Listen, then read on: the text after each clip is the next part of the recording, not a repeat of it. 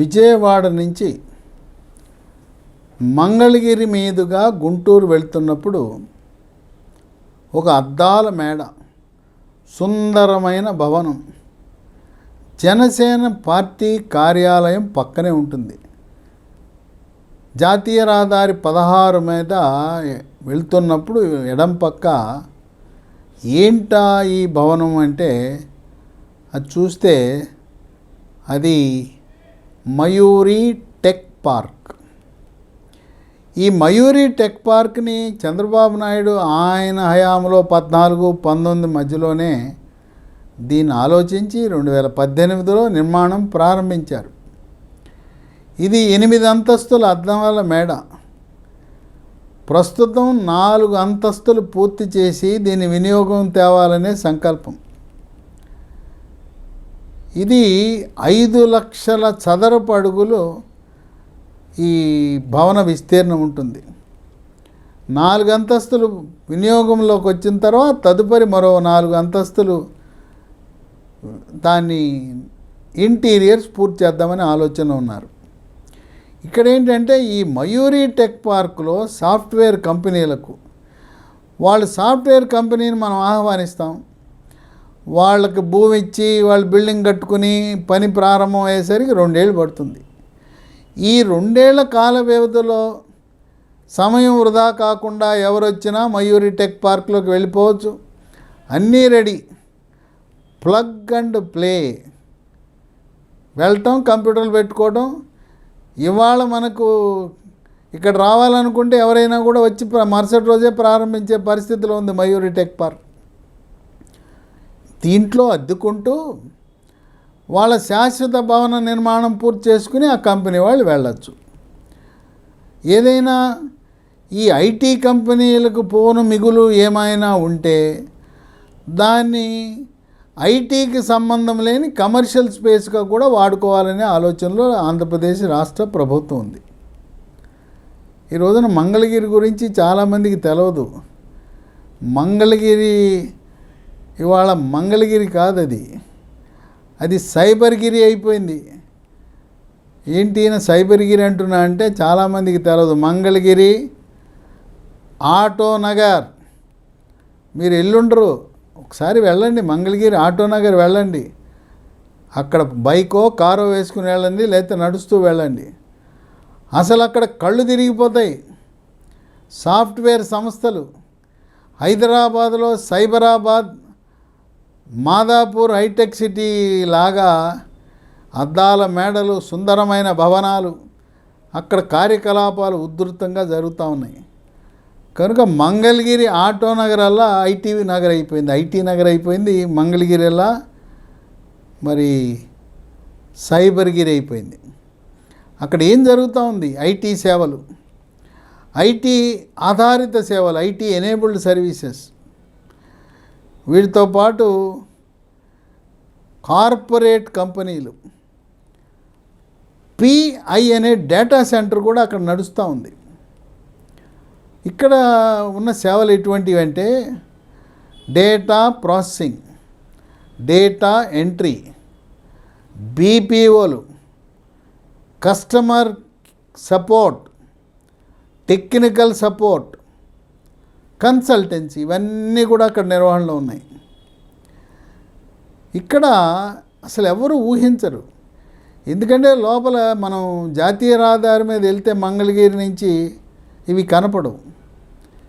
వీటిని చూడాలంటే ఎలా వెళ్ళాలో కూడా చెప్తాను. ఇప్పుడు మన జనసేన కార్యాలయం ఉంది, దాని పక్కన మయూరి టెక్ పార్క్ ఉంది. ఆ మయూరి టెక్ పార్క్ ముందు నుంచి సర్వీస్ రోడ్లోకి వెళ్ళండి. సర్వీస్ రోడ్లోంచి అండర్ పాస్లోకి వెళ్ళి ఎన్ఆర్ఐ మెడికల్ కాలేజ్ ముందుగా ఉండే రోడ్డులోంచి వెళ్ళండి.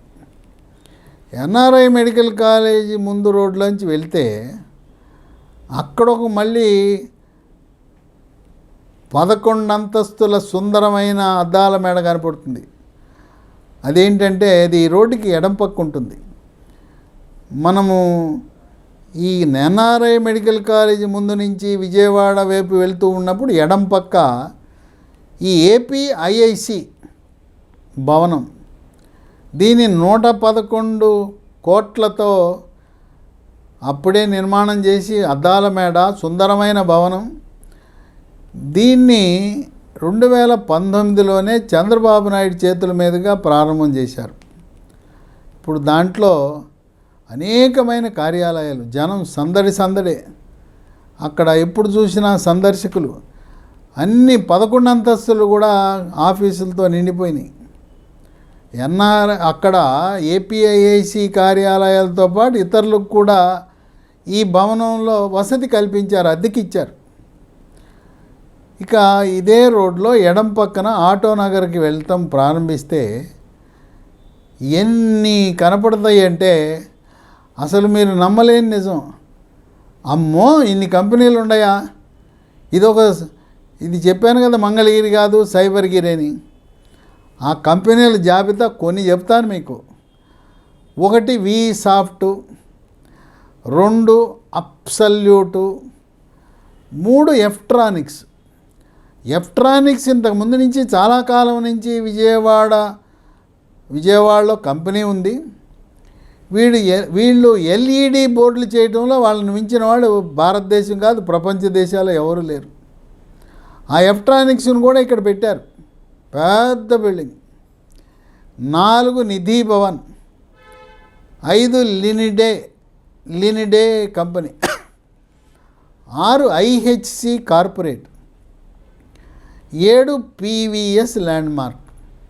చంద్రబాబు నాయుడు జూన్లో పదవీ ప్రమాణ స్వీకారం చేసిన తర్వాత అప్పటిదాకా నిర్మాణాలు ఆపేసిన కంపెనీలన్నీ యుద్ధ ప్రాతిపదికన నిర్మాణం చేసేస్తున్నారు.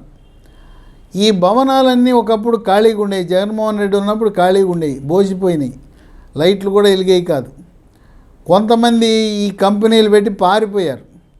జగన్మోహన్ రెడ్డి దెబ్బకు పారిపోయిన కంపెనీలన్నీ మళ్ళీ మంగళగిరికి వచ్చేసారు. ఈ భవనాలన్నీ నిండిపోయినాయి. ఇక త్వరలో మయూరి టెక్ పార్క్, ఇది జాతీయ రహదారి పక్కన ఉంటుంది. నేను చెప్పిన ఐటీ కంపెనీలన్నీ కూడా మంగళగిరి ఆటో నగర్లో ఉంటుంది. కనుక విజయవాడ, గుంటూరు, మంగళగిరి, తాడేపల్లి చుట్టుపక్కల ఉన్నవాళ్ళు ఎవరైతే ఇన్వెస్ట్ చేయాలనుకుంటున్నారో, పెట్టుబడులు పెట్టుకోవాలనుకుంటున్నారో మీరు మంగళగిరిని తక్కువ అంచనా వేయద్దు. మంగళగిరి ఆటో నగర్ రోడ్లో వెళ్ళండి. అసలు అది మనకు మంగళగిరిలా ఉండదు, అది హైదరాబాద్ని తలపిస్తుంది. అది మాదాపూర, కొండాపూర అనిపిస్తుంది. కనుక అసలు ఆ భవనాలు చూస్తే అద్దాల భవనాలు, సుందరమైన భవనాలు. ఏపీఐఐసి భవనం, అది 110 కోట్లతో. మరి అంత అందమైన భవనం ఇంతవరకు అమరావతిలో కూడా రాలేదేమో అనిపిస్తుంటుంది. కనుక లోకేష్ ప్రాతినిధ్యం వహిస్తున్న మంగళగిరికి మహర్దశ పట్టింది. ఇక ఆయనే ఐటీ మంత్రి, తిరుగులేదు. కనుక మీరు ఐటీ పరిశ్రమ పెట్టాలంటే విశాఖపట్నం ఒక నగరం, అమరావతి, మంగళగిరి మరొకటి. అలాగే ఇతర నగరాలను కూడా ప్రోత్సహించాలనే సంకల్పంతో చంద్రబాబు నాయుడు ప్రణాళిక రచించాడు. ఈ రోజున తిరుపతి ఎయిర్పోర్ట్ పక్కన భారతదేశంలో ఎక్కడా లేని విధంగా అత్యధిక సంఖ్యలో సెల్ ఫోన్లు తయారు చేసేది ఎక్కడ అంటే తిరుపతి ఎయిర్పోర్ట్ పక్కన. మీరు ఎప్పుడన్నా ఎయిర్పోర్ట్ నుంచి ఆ రోడ్డు మీద వెళ్తుంటే ఎడం పక్క, కుడి పక్క చూడండి. ఆ కంపెనీలన్నీ కూడా సెల్ ఫోన్లు తయారు చేసే కంపెనీలు. భారతదేశము ఈ రోజున సెల్ ఫోన్లో అత్యధిక సంఖ్యలో తయారు చేస్తుంటే మళ్ళీ భారతదేశంలో కూడా ఈరోజు తిరుపతిలో చేసినన్ని సెల్ ఫోన్లు ఏ రాష్ట్రంలో, ఏ దేశంలో కూడా చేయట్లేదు. ఇదంతా కూడా చంద్రబాబు నాయుడు 2014-19లో ముఖ్యమంత్రిగా ఉన్నప్పుడు ఆ ఎయిర్పోర్టు పరిసర ప్రాంతాలను సద్వినియోగం చేసుకోవాలనే సంకల్పంతో అక్కడ సెల్ ఫోన్ తయారీ హబ్బుగా తయారైంది రేణిగుంట ప్రాంతంలో ఎయిర్పోర్ట్ పరిసర ప్రాంతాలు. కనుక మనం ఒక్కసారి ఈ చుట్టుపక్కల ఉన్నవాళ్ళు, లేదా హైదరాబాద్ నుంచి అమరావతి సందర్శిద్దామనుకునేవాళ్ళు మంగళగిరి ఆటోనగర్కి వెళ్ళండి, ఏపీఐఐసి భవనానికి వెళ్ళండి. ఒకసారి మయూరి టెక్ పార్క్ ముందు నిలబడి దాని యొక్క శోభను చూడండి. ఈ విధంగా అమరావతి 2027 దీపావళి నాటికి వెలిగిపోతూ ఉంది. భారతదేశంలో నంబర్ 1 రాజధానే కాదు, భారతదేశమే కాదు ప్రపంచ దేశాలలో అతిపెద్ద నగరాలుగా మనం న్యూయార్కు, ప్యారిస్, లండన్ లాంటి నగరాలతో పోటీ పడుతూ టాప్ 5 రాజధానులు ప్రపంచ దేశాల్లో ఒకటి మనది కాబోతూ ఉంది. కనుక మనము చూసి ఆనందించండి. మీరు పెట్టుబడులు పెట్టేటప్పుడు ఎవరో వచ్చి ఆ రియల్ ఎస్టేట్ ఏజెంట్ మాటలు నమ్మద్దు. వెళ్ళండి, చూడండి. మీకు అభివృద్ధి ఎక్కడ జరుగుతూ ఉందో ఆ ప్రాంతంలో ఇన్వెస్ట్మెంటు పెట్టుబడులు పెడితే రేట్లు పెరుగుతాయి. ఇప్పుడు మంగళగిరిలో పెట్టుబడి పెట్టారు, 2027 నాటికి అది 10 రెట్లు పెరగబోతూ ఉంది. కనుక మనం కొనేది మనమే, బిల్డింగులు కట్టకపోవచ్చు, ఇన్వెస్ట్మెంట్ పర్పస్ లేదా పెట్టుబడి కోసం, మన రూపాయిని ఇంట్లో పెట్టుకునే బదులు విలువ పెంచుకోవడం కోసం. ఆ విధంగా పెట్టుబడి ఇన్వెస్ట్మెంట్ కోసం మంగళగిరి అనేది ఒక అనువైన ప్రాంతం. మనందరికీ తెలిసింది ఏంటంటే మంగళగిరి అనగానే పానకాల స్వామి, ఇది చేనేత పరిశ్రమకు హబ్బు, ఇవే తెలుసు. కానీ ఇంత పెద్ద ఎత్తున ఐటీ పరిశ్రమ ఇప్పటికే అభివృద్ధి చెందింది. ఇక అక్కడ వేగము యమా స్పీడ్తో, సూపర్ స్పీడ్తో సైబరాబాద్ని, మాదాపూర్ని, కొండాపూర్ని తలపించే విధంగా మంగళగిరి కూడా అభివృద్ధి కాబోతున్నదని చెప్పి ఐటీ రంగ నిపుణులు, ఆర్థిక రంగ నిపుణులు, రాజకీయ విశ్లేషకులు భావిస్తున్నారు.